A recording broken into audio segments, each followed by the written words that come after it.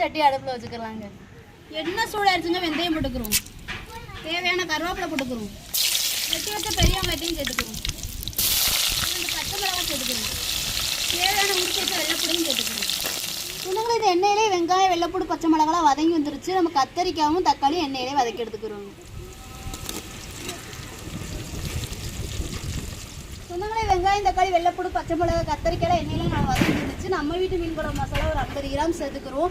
எந்த குழம்பா இருக்கட்டும் சொந்தங்களே, ஒரே மசாலாவில் வந்து 50 கிராம் பொடி சேர்த்தாலும் போது டேஸ்ட்டான குழம்பு வச்சு சாப்பிட்டுலாம். நம்ம இதுக்கு முன்னாடி வெங்காய குழம்புக்கு போட்டிருக்கோம், கருவாட்டு குழம்புக்கு இப்பவும் போட போகிறோம். இதுக்கு முன்னாடி மீன் குழம்பு எல்லா குழம்புக்குமே பயன்படுத்தலாம். நீங்கள் ஒரு முறை நம்மள்கிட்ட வாங்கி சமைச்சு சாப்பிட்டு பாருங்க, எல்லா குழம்பும் வைக்கலாம். இப்போ மசாலா சேர்த்துக்கிறோங்க.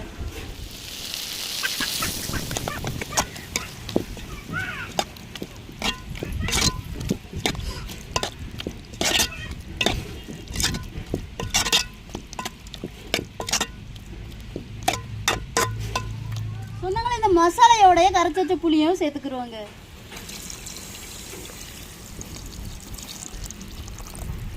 சொந்தங்களே நம்மளுக்கு குழம்பு கொதிச்சு நம்ம ஊறப்பட்ட திருக்கை இப்போ தாங்க நம்ம வந்து போட போகிறோம். இப்போ திருக்கை துண்டு எப்படி இருக்குன்னு நீங்களும் வந்து பாருங்களேன் கிட்ட.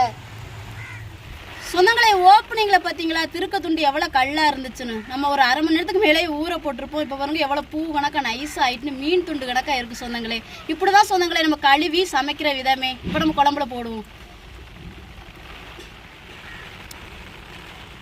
சொந்தங்களே நம்ம அரைச்சி வச்சிருக்க தேங்காயும் சேர்த்துக்கிறோம். குழம்புக்கு தேனை உப்பையும் சேர்த்துக்கிறோம். சொந்தங்களே நம்ம திருக்க குழம்பு எப்படி வச்சோம்னு வீடியோ ஃபுல்லாக பார்த்துருப்பீங்க. இப்போ நம்ம திருக்க கருவாட்டு குழம்பு ரெடி ஆயிடுச்சு, இறக்கி வச்சுக்கிறோம்.